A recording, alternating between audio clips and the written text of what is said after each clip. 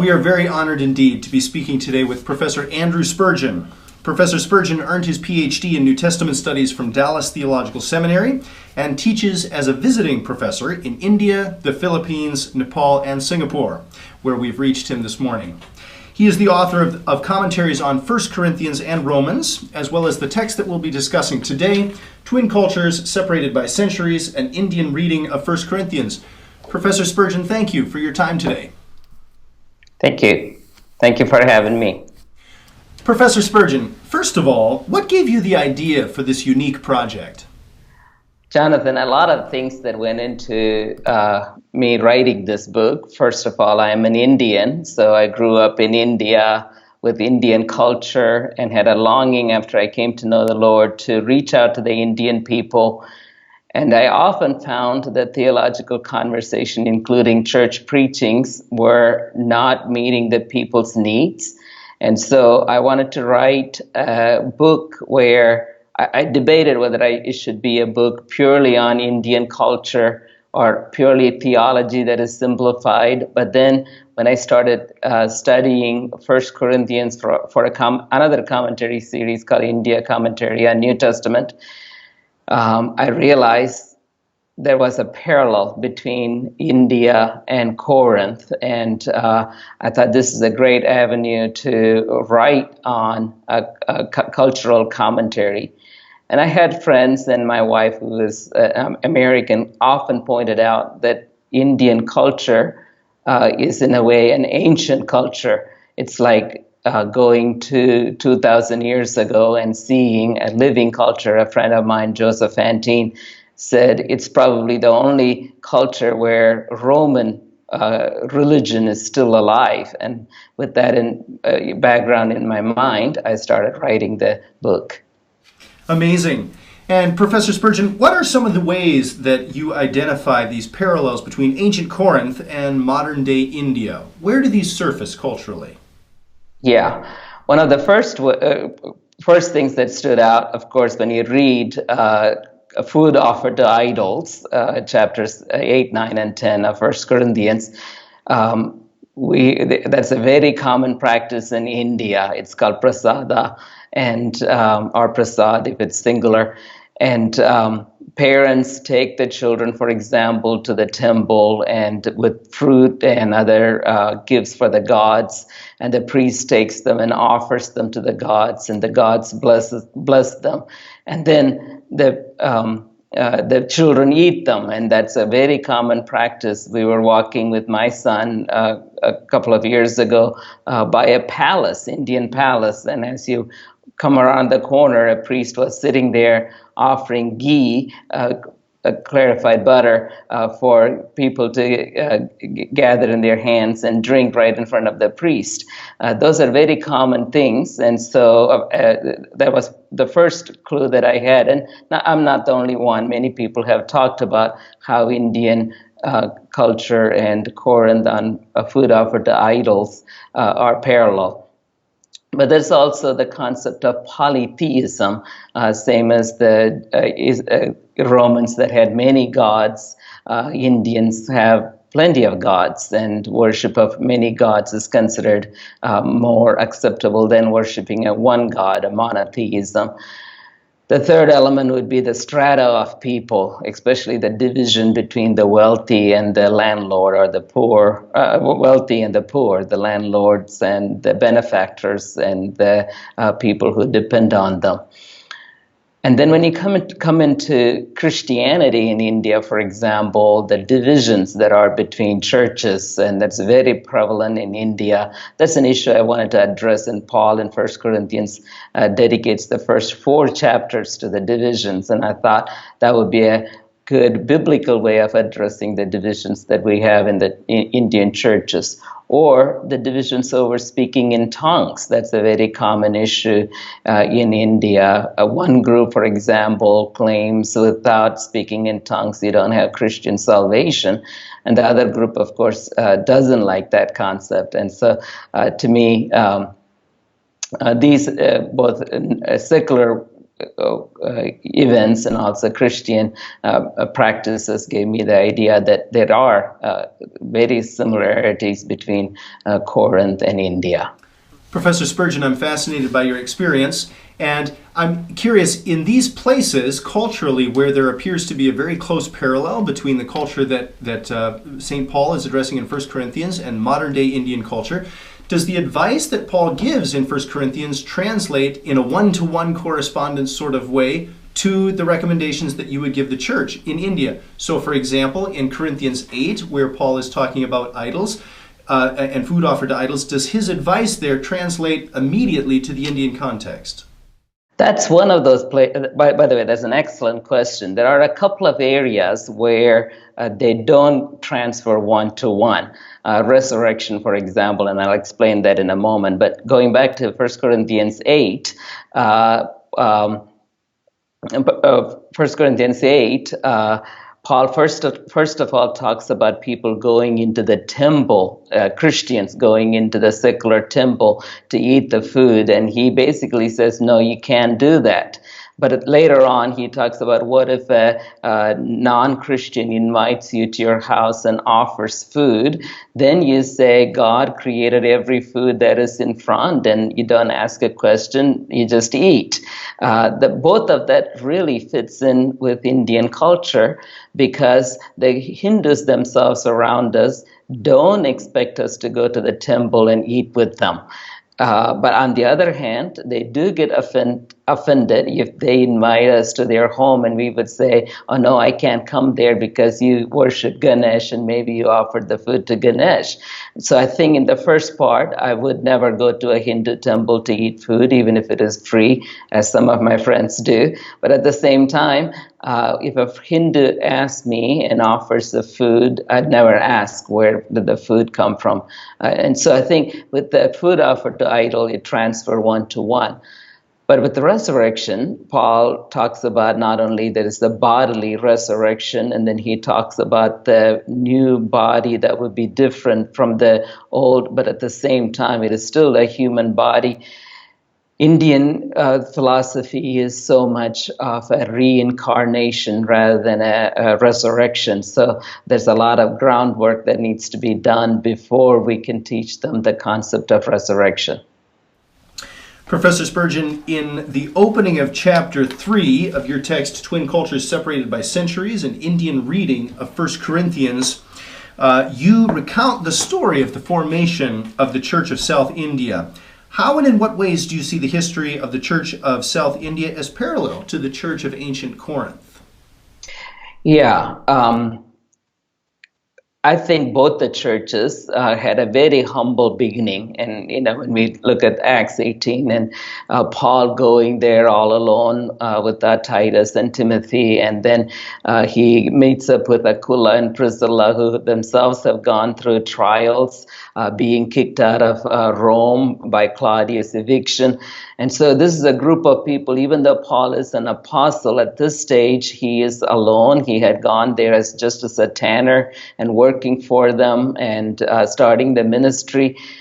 I would call it a humble beginning of the church in Corinth, and possibly many of the people that accepted Christianity first were poor people, so that he can say in chapter 3, not many of you are wise, not many of you are of noble birth, not many of you are rich. And so you can see there would have been some wealthy people, some noble people, but the majority would have been poor. That kind of parallels with the Indian Church of South India. Not only did one man envision the birth of the Church of South India in his opening call that I talk about in chapter 3, but also India herself, the country itself, had gone through a revolution led by Gandhi, peace revolution, and had gotten independence, and it's in a baby stage, and it is trying to figure out its identity. English people have gone, and it's formulating its own government with Hindu Muslim tension. And in the midst of it, the church also tries to find its new identity. And so the first several years, it did kind of like a baby church, a new beginning, and had lofty goals. It wasn't a denomination. It let individual churches function but under the umbrella of Church of South India. Unfortunately, it had gone through the same kind of division that I see in the Corinthian church when they said, I'm of Paul, I'm of Cephas, I'm of Christ, that they too, the Church of South India too, had gone through some changes. And I'm hoping, just as Paul hoped that the Corinthians would return back to unity, that the Church of South India would also return back to unity. Professor Spurgeon, in chapter 6 of your text, you introduce honor-shame cultures, and this is a fascinating topic, especially with your life experience in mind. In what ways do you see the dynamics of an honor-shame culture at work in the first epistle to the Corinthians? There are a couple of places where it's very obvious. For example, in chapter 4, he says, I am not saying this to shame you, at the end of his discussion of church division. But he says, but yet as a father that instructs the children, I do want to instruct.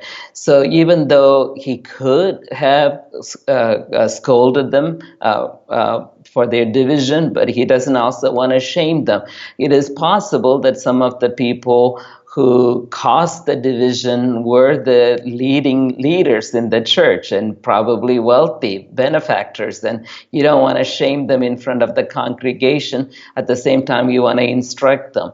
The other time that he does openly say in a positive way is in chapter 11, verse 2, and he says, I praise you for you remembering the traditions just as I've handed them over to you. And so here, earlier he said, I'm not shaming you. Later he says, I am praising you for remembering the tradition. And then these two kind of set as the bookends to show that Paul is operating on an honor-shame culture. And then even the factor that he says, not many of you are wise, not many of you are mighty and all, even though he's saying not many, but he does still include that there were some wise people. In chapter 3, talking about wise people, again, he exalts them as people with rank, because public acknowledgement of one's worth is what honor-shame culture does. And so Paul does that. But there are a couple of times where he does talk about the negative ones. For example, when he says it's not honorable for a person, for the woman to not cover their head or to speak in public, 1 Corinthians 11 and 15. He is again talking something very familiar with that culture, where in that particular culture, very similar to Rajasthan culture in India, if a married woman were to be seen in public with that head covered, she is giving the impression that she is not submissive to her role as a wife, role in the society. And so you can see that he does operate on the principle of honor-shame. Now, India is not, the anthropologists debate whether is India a culture of honor-shame culture. But even if India is not, our neighboring countries are currently in Singapore, it's a very much of an honor-shame culture. But I'm of the conviction that even in India, honor-shame culture operates. So, for example, if two people are in an accident, the person that gets up and yells the loudest is going to win the case, regardless of who has the fault. And that's because he had exercised more authority and put himself as the honorable person, and the other person had to take the submissive shame role. And so when you shame the other person, you get the upper hand, even though you are in the wrong. And so you can kind of see that operating underhandedly even in India. Professor Spurgeon, especially to us as Westerners, this whole concept of honor-shame is a fascinating one, and one that really is difficult to get our minds around. Are there other biblical spaces that you can see an honor-shame culture operating in? There are lots of places. Jason Wu, gentleman that's working in China, had written a commentary on Romans, exploring the idea how the book of Romans itself is God saving his honor by providing an offer as salvation for the people. You have Philemon. When an Asian reads the book of Philemon, you again see honor, shame. It's very underhanded. So, for example, if Paul would have written the letter to Philemon alone about Onesimus, and none of the people knew, Philemon did not have to necessarily respond. But because he writes it as a letter to a church, and he addresses other people in the church like Appia, and then later he concludes by Mark being with him, Luke being with him, and then invites the church in the first 5 verses, and then addresses Philemon. Philemon's honor now is at stake. If he doesn't obey Paul, then people would say, well, Philemon put his personal interest over. At the same time, it's also a saving face for Philemon, because now Philemon, Paul says in the letter to Philemon, I don't even have to tell you these things. You know these things. You have already been very good to the people. I know you would take them. You have a room for me in your house, and prepare it, because I am coming with you. So even though he's telling him to do something, he is also exalting him so that Philemon never loses face in his community. He would say, yeah, this is exactly what I had. Paul just reinforces my thinking. And so he has a way to escape rather than having to be scolded by Paul. Paul could, but he doesn't. Matter of fact, he says, I appeal to you on basis of love, because Philemon is an honorable person. So you can see in a couple of other books in the New Testament. We understand that in honor-shame cultures, communication can become quite indirect. Do we see this indirectness of communication at work in 1 Corinthians? Yes, there are many places where Paul, I think the whole issue of women's role in ministry, especially based upon 1 Corinthians 14, is an indirect communication. Now, I had written an article that appeared in BibSac dealing with this concept. When we come to the command, a woman should be silent, we take it as direct command, because that's what we're very familiar with. And so we say, well, women should be silent. And I had pointed out that it could have been a permissive command, where he is saying women may remain silent if it is culturally offensive for them to speak. My theory, as you would see in that article, and which kind of comes out even in the book, is that there were there was a group of women at that time called the Free Women of Corinth, who thought because they had the freedom, they could speak in public, they could have hair any way they wanted, and they argued with people. And so Paul did not want the Corinthian women to be forced into thinking that, especially having the gift of, for example, speaking in tongues or praying in public, or like Aquila and Priscilla being able to expound the scriptures. And that would have put attention, now that I have this gift of prophecy, for example, like Philip's daughters, now that I have the gift of prophesying, should I do it in congregation even though I am very shy? So his communication there, we are so used to reading it the way that we are familiar with, which is direct. It may have been indirect, where he is not saying something in order to make a communication. Now, commentators do bring this up, where, for example, Fee in chapter 11, to the passage that I talked about, honor, shame, Fee says that he is being sarcastic, and possible that he is being sarcastic. Or even in chapter 3, when he says, oh, you're all very wise, many of you are more wise than I am, or something like that, where he may be saying something that wasn't meant to be taken as that they were wise, but it's kind of a underhanded way of saying you need to rethink your wisdom. And you kind of see that even in 2 Corinthians when he says, I wish you were rich so that you can take care of me, kind of a concept where there's a little bit of underhandedness. But I also need to be cautious that we don't read into the text what Paul doesn't say, but stay with what Paul does say. Professor Spurgeon, this is an extremely insightful study that you have between the parallels between Indian culture and the ancient culture of Corinth, to which Paul is writing in 1 Corinthians. What do we do as Christians today in contexts where our culture seems vastly different than Paul's culture?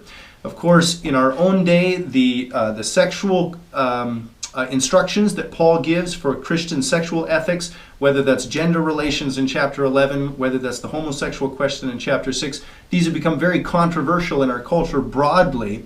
How does one adjudicate, despite differences in culture, what continues to apply to the church today? That's a tough question, but an important question.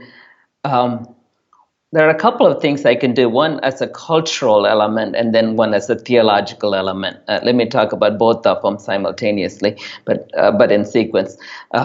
First is the cultural element. When we first went to India as missionaries, my wife and I, an older gentleman said to me, you won't make any impact till you have been here 10 years. And it was almost like a prophecy, because the first 10 years, people were very suspicious of my ministry and my thinking, my dialoguing, my nature.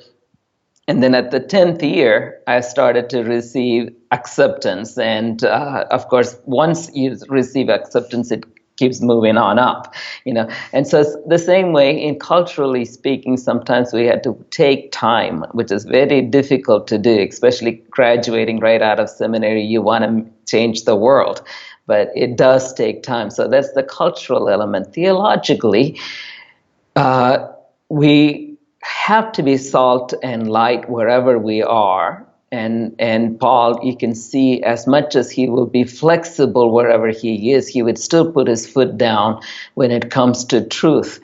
And with the gender issues, the same. We have to take our stands because we have a conviction, but that doesn't mean we had to. There's a lot of things involved. For example, we don't have to be unnecessarily mean. We need to be necessarily truthful. And so Lori and I have not only relatives, but also have friends who are of different gender preferences than we are. And when I was in college, the difficult issue was abortion and the topic of abortion. And we made a commitment at that time that if the Lord allows, that we would adopt a child. And we did. Our oldest son is an adopted child. The same way, even now, with working with gender issues, we don't shy away from it. If we can shelter a person, we do, and we have, and to help them. So I think it's a love that is motivated by truth. And you had to be honest and truthful and say, I don't agree with your stance, but at the same time, we can be mean, as many Christians in the past have been. Professor Spurgeon, if I can ask a question that I've been asking all of the interviewees on this program, and that is this: what would it mean for the church to be united today? How would we recognize this unity, and what is it that we can do to pursue the unity of the church today? Yeah, that's a good question. It would be wonderful if the churches were united. I mean, that would be awesome. It's like the Lord's Prayer coming true. And I think people have lots of different views, and I still want to go back to what 1 Corinthians talks about. And he starts by, as soon as he discussed the problems, the tensions between the four groups in the church, I'm of Paul, I'm of Cephas, I'm of Apollos, I'm of Christ, he immediately jumped to the concept of the cross. And he says, I would like for all of you to think on one thing. Was I crucified for you? Only Christ was crucified for you. So he wants them to see the concept of Christ and his cross, the only thing that we boast. And I think I'm citing two of my Indian theologians. One is actually a Westerner in chapter 3 that talks about how cross is where we fall down. If I may read a line from Apachami, who was the Indian Christian who tried to communicate with Hinduism. He says, according to Christian teachings, the cross, awful in its pain and suffering, is the central fact of the Christian life. It is at the foot of the cross that age after age, millions of devout men and women have obtained a new bliss.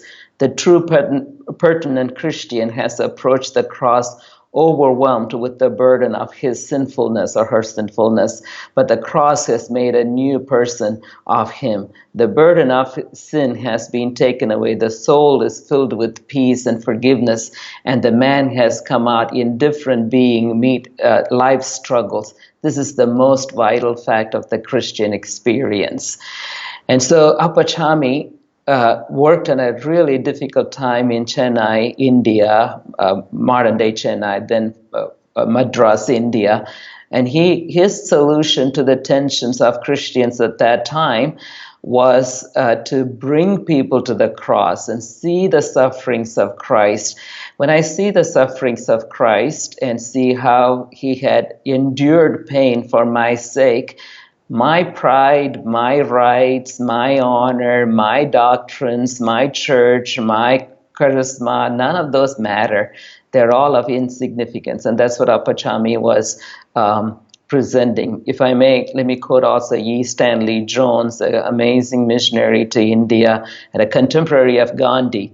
And he said, if we present Christianity as a rival to other religions, it will fail. Our position should be, there are many religions. There is but one gospel. We are not setting a religion over against another religion, but a gospel over against human need, which is the same everywhere. The greatest service we can give to anyone in East or West is to introduce him to the moral and spiritual power found in Christ. India needs everything. We humbly offer the best we have. The best we have is Christ. And I think it's Christ and the cross of Christ that could bring any church into unity. A couple of years ago, I had a very tough church conflict with a church in Australia. And the pastor of that church and I were friends and went through a very tough time.